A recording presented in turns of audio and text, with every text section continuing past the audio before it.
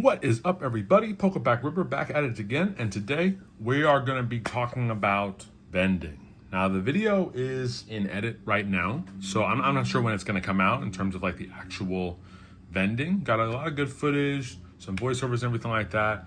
But I wanted to talk to you, everybody, about my experience vending. What we're also going to do is we picked up some stuff. This pile is stuff that we picked up from a local card store outside of Philadelphia over 4th of July weekend. This is some stuff we got from Pokevault opening, nothing too crazy. And then this is some stuff, some like mid-era stuff that we bought off TCG Player. So we're gonna go through these cards, and I'm not gonna really talk too much about the cards themselves, but feel free to like enjoy the artworks of these cards as we go through it. So a few things, just a little background. I earlier this year wanted to vend because I wanted to get rid of especially some of my sealed stuff. And so I was working to find some, just some cards, some card shows that I could go to, so that I could sell some of my stuff. And so the one I went to was the Hard Hitting Card Show up in New Britain, Connecticut, about an hour and a half from me in the city. But it was super reasonable. I think it was like $50 to vend, like nothing crazy there. And what I especially wanted to do is, like I said, I wanted to sell some sealed stuff because I wanted to not have as much stuff in my home because it just takes up too much space. So obviously, you've seen vending videos and everything like that.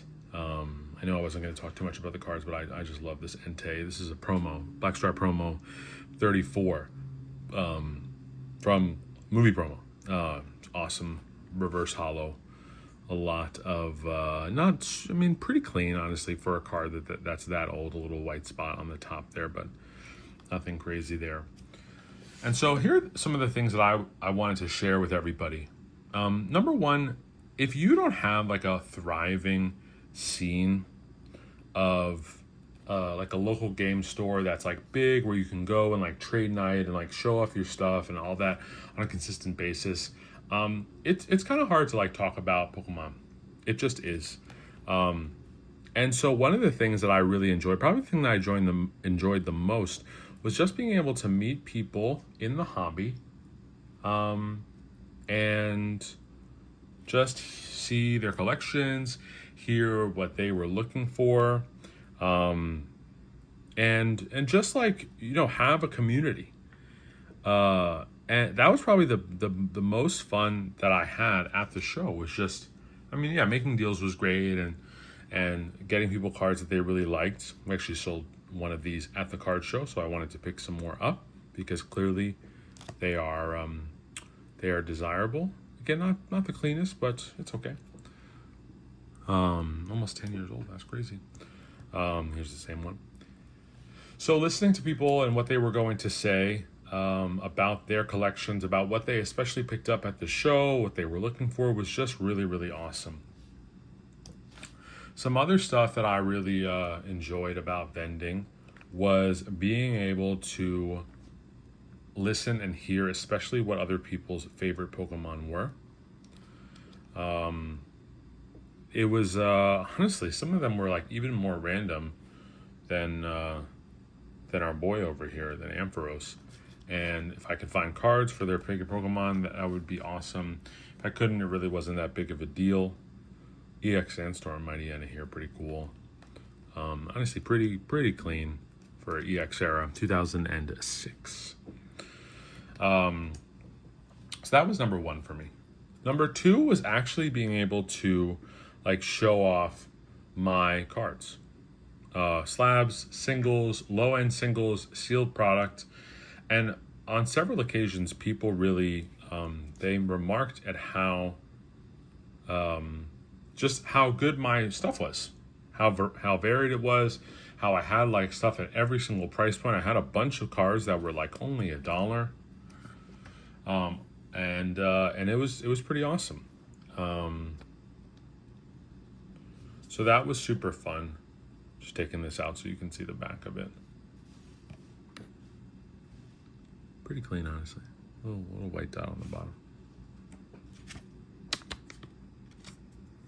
And so that was really awesome being able to sort of hear about, you know, how well my cards were priced, how good variety I had. I, of course, would like to have stuff that was a little bit, like, pricier. You know, I didn't have anything that was, like, over $1,000 or anything like that. That would have been pretty cool. But that was pretty awesome.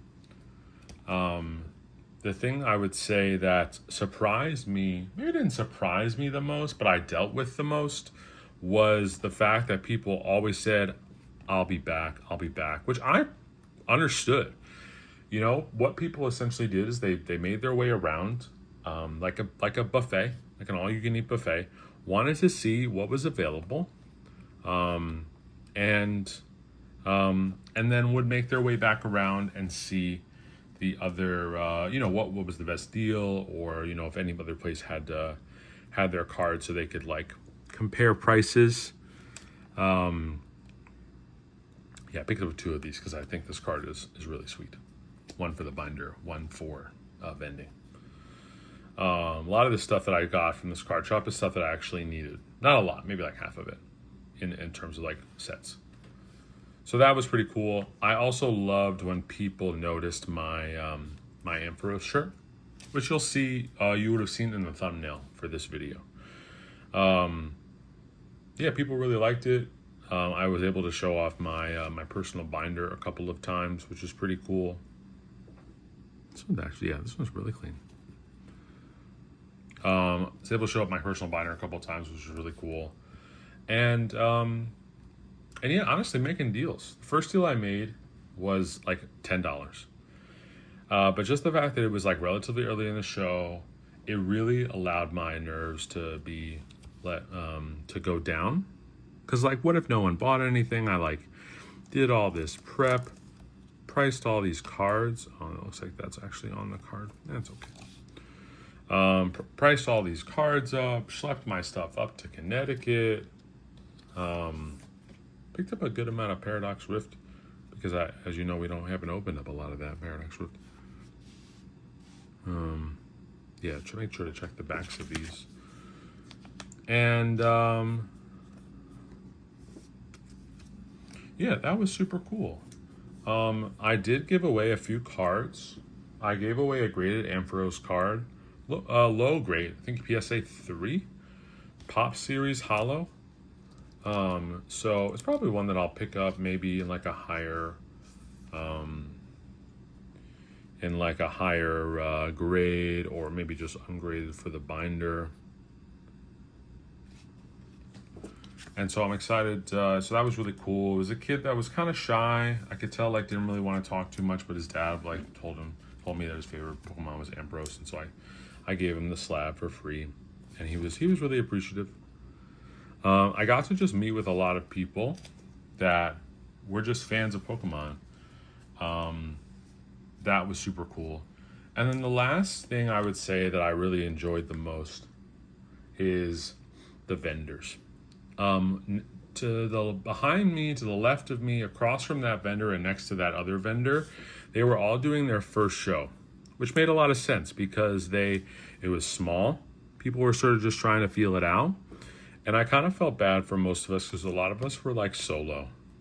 We'll be bringing, my wife will be coming to the next show so that I can, like, not have to stand at a table for, like, hours and hours on end. And so I'm excited about that. We're going to get into these cards as well. There's actually one in there that's pretty expensive. I probably shouldn't have bought, but what are you going to do? So yeah, talking to vendors, making deals with some vendors was really cool. I connected with a couple vendors on Instagram.